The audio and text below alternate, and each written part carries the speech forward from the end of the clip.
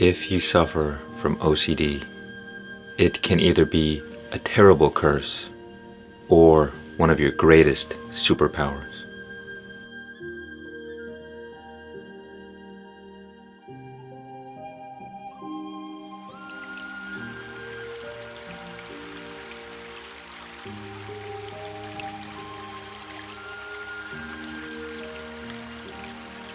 You see, there may be many things that describe what it's like to have OCD,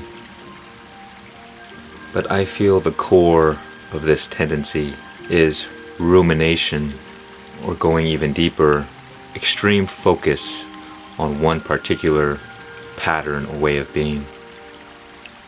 It's almost like you get stuck. You feel like you have to engage in a particular behavior. Sometimes OCD may manifest in ruminating on thoughts, but typically it involves both the mind and body. You see, the problem with OCD, however, is that because we are biological creatures that have evolved over millions of years, it was necessary for us to focus on things that are negative. Because by focusing on the negative, we are better able to avoid danger, to avoid death. And in doing so, we have a chance to perpetuate our genes. But now that we live in an environment that is relatively safe, this, what was once a function of our survival, is now a culprit of our doom. Because the body cannot tell the difference between what is in the external environment and what is in our mind. We must come to understand that there is only one reality that includes both the inner world and the outer world. And so if you are having thoughts about certain things, if you are ruminating on a story in your head, your body will feel compulsed. Your body will feel obligated to do something about it, because its job is to keep us alive. So the way these patterns form, these behaviors, it begins with a thought. It begins with an image or an experience, a certain pattern. And this pattern is received and is sent into the body. One may see it as a thought, as an electrical impulse in the brain. And then this electrical signal gets sent into our body and triggers a biochemical emotion, a biochemical reaction that we experience as emotions. And once we have an emotional reaction to something, because there is something very physical going on, our body stores this memory, it remembers. So whatever information was received and now is stored in the body, our body will begin reacting and adapting to whatever information is being received. And so if I begin to ruminate on certain thoughts and begin creating this story in my mind, my body is going to believe that, yes, this is the reality that I am living in. This is truth. This is the fact. And depending on what this story is, it will facilitate certain kinds of behaviors or actions, because thoughts will trigger emotional responses. And so once we react emotionally to the thoughts in our head, our body begins to take action. It begins to respond, because that is its job. And so we simply get caught in these loops, a combination of thoughts and patterns of behavior that become ingrained in us. One may look at it as how a vinyl record is made. Grooves are carved into the vinyl. And so the more we ruminate on the same thoughts, these electrical signals are creating physical grooves in our brain or in our body. Or at the very least, it's having a physical impact. So too, when we have emotions the tissue in our bodies, in our organs, they are influenced by these biochemical reactions because they are physical reactions. That is why OCD can be so terrible, because we get stuck physically in these patterns. And the more we get stuck, the more we continue to reinforce whether the story in our minds or the pattern of behavior in response to that story. Because, as you may have experienced, whether you have OCD or not, when you have an emotional desire, the pull on you is very strong, it's very powerful. There's a great urge to do something. So too, if you have OCD, this urge is going to be just as strong, if not more, than the typical emotional urge or desire to do something, which begins hinting at the superpower that people with OCD have. And that is their ability to focus with extreme one-pointedness. But you see, the mind is like a laser beam. It can only focus on one thing at a time at the exclusion of everything else. And this energy is very powerful. It's concentrated energy. So if you point it in a direction that's not healthy, that's destructive, then a lot of damage can be done. So too, when we develop wisdom and understanding, we learn how to point our minds in the proper direction, so that our minds become a tool to help us rather than a weapon that destroys us. And so to begin escaping these loops of death, these compulsions that often may ruin our lives, or at least make daily life extremely difficult, is that we must begin questioning the story in our heads, in our minds. Because the only reason that we engage in compulsions is because of our belief. We believe that if we do not engage in this particular action, then something bad might happen. Or we ruminate on these thoughts simply because we have interest in them. And because we have interest, we often identify and believe in them.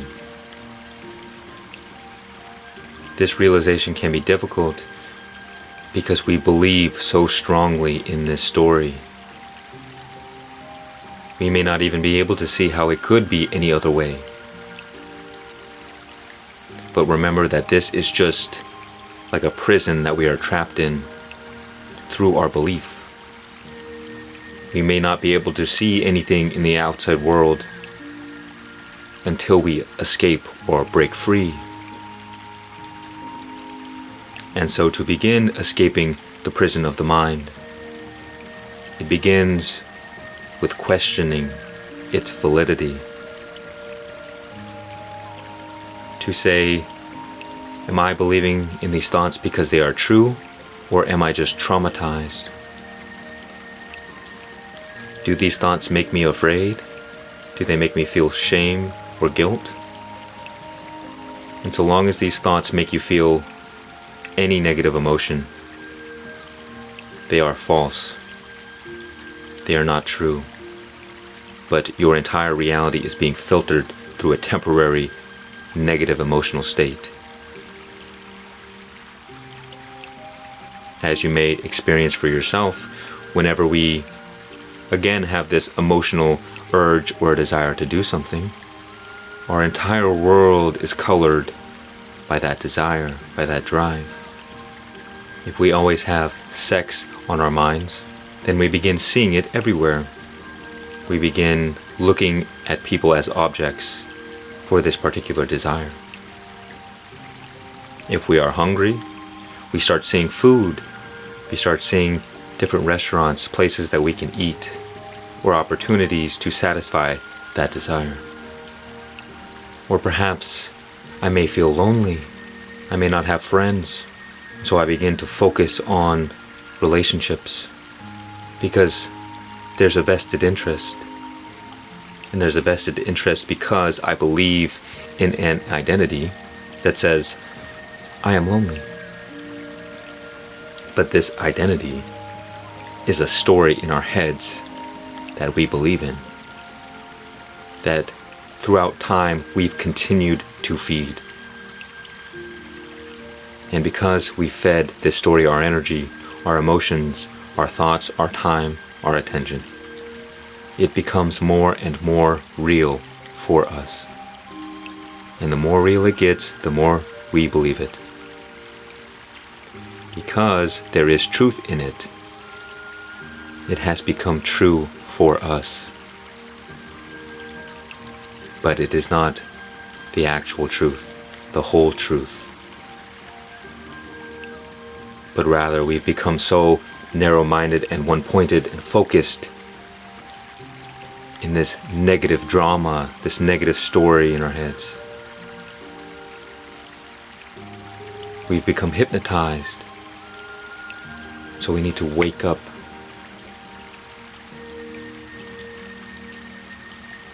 That's what you'll find getting lost in the kind of madness of the mind. It almost feels like drowning, and what kills people, what gets people stuck forever in these ruminations, in these compulsions, is that they're drowning, and so they're flailing about, they're freaking out, and they're struggling. They're full of anxiety, and they're desperately trying to grasp for air. But until you calm yourself, take a step back, relax, be at ease, only then can we begin to regain our composure and actually do something about the problem. And what this entails is that we learn to stop reacting to the thoughts in our mind. Because so long as we are continuously reacting, we're getting pulled all over the place and reinforcing certain behaviors, reinforcing certain thought patterns, because we are feeding it our emotions, our energy. And so non-reaction is key. We must relax. There's too much energy going on. Slow down. Be more at ease. There are many methods to do this, but I am showing you the pathway forward. But the first step is to take a step back, do some deep breathing, and relax into the present moment. Do whatever you can to be more at ease, and practice the art of non-reaction, which the best technique or tool for this is going to be meditation. Because when we are out in our daily lives, it's very easy to just react to things as they are being experienced. So if I'm trying to do something and I'm having negative thoughts in the background, it's very easy to be influenced by those negative thoughts because my focus, my attention is diverted. And so sometimes we try and ignore or push them to the side and just, oh no, I'm continuing to do what I'm doing. I'm ignoring the negative thoughts. They aren't there. But we have to face these things. And so that is why meditation, we sit alone each day to just sit with ourselves, sit with our thoughts, specifically allowing this story that is causing these compulsions to arise. Because when we are trapped in the madness of the mind, this story is like this big monster. But the more you face it, the more you sit with it, you will begin to realize that that huge monster was really just nothing. And so this may be a long process of taking back your energy day by day, slowly not reacting to this story. Slowly, day by day, taking your belief away from that story. And the more energy you retain, the more powerful you become, the more confidence you will have, and the smaller and smaller that monster will get. One way I like to look at this is that if you imagine that the mind is a sleazy salesman trying to get you to buy this terrible story, it cannot sell you anything unless you buy it, unless you pick it up, and you buy it with your belief.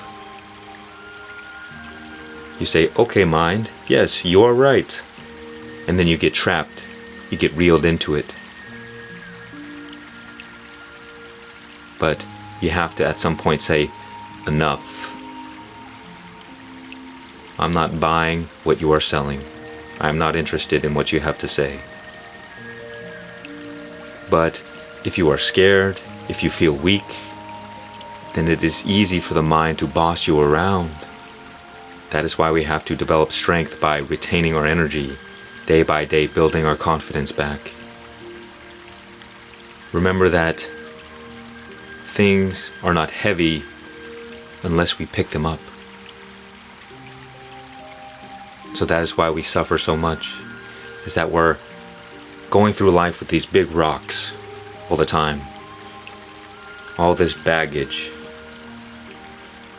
And at any moment we can learn to just drop it. Just drop it. Let go of the belief. Let go of the story. But it will not be easy at first.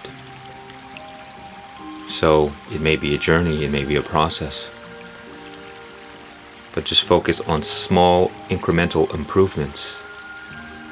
And over time, the inevitable result is that your life will be given back to you. You will take your life back. Take your life back from the mind that has been playing tricks on you. Do not believe the lies. Drop the act. Drop the character you're trying to be. Because it's just a mask. And we've gotten so identified with this character, with this mask, that we've come to believe that is who we truly are. It is the one who wears the mask that believes in the story. And so until we take the mask off, the story will feel real to us, and we will believe it. But once we drop the act, drop the character, and just remain aware, and just observe without reacting, the more we can train ourselves to remain in the state of non-reaction as awareness, the more and more we recondition our bodies and let go of this identity that believes in this mind story. We can let go of this identity that is caught in playing these mind games. And simply put, we are training our bodies to respond differently. Because if I have a thought, and that thought typically produces an emotional reaction, and then I feel compulsed to do something, the moment I have that same thought and I don't react, that is a win. Because I have just begun to train my body to react differently, to respond differently. And I change my behavior. And it may be a slow start at first, but with each negative thought, each time that story comes up, it is not a negative thing. It is an opportunity to overcome this prison. Every negative thought, every time this story emerges, we have the opportunity to break free. And at the same time, you must take care of yourself and love yourself and be kind and compassionate to yourself if you slip up. Because It's not an overnight thing. If the mind comes along and says, hey, look, I've got this for sale, and you say, no, I don't want to buy that, but okay, I'll buy it. Don't beat yourself up over that. That is part of the journey. The win was initially saying, no, I don't want to buy that. And if you continue to beat yourself up and feel the fear and the shame and the guilt, that is perpetuating that negative story. It is the negative emotions themselves that are the problem. And so the trick is to recondition these negative emotions with compassion and kindness for ourselves.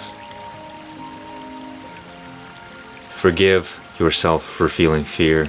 Rather than feeling guilty about it, have compassion and love. Because that is how you heal. You do not heal by feeling guilt. And if you can learn to have compassion for yourself and to love yourself even when you fall down, even when you make mistakes, even when you may hurt other people, if you can learn to forgive yourself and have the desire to change and make life better, then you've already won the battle. It just might take time.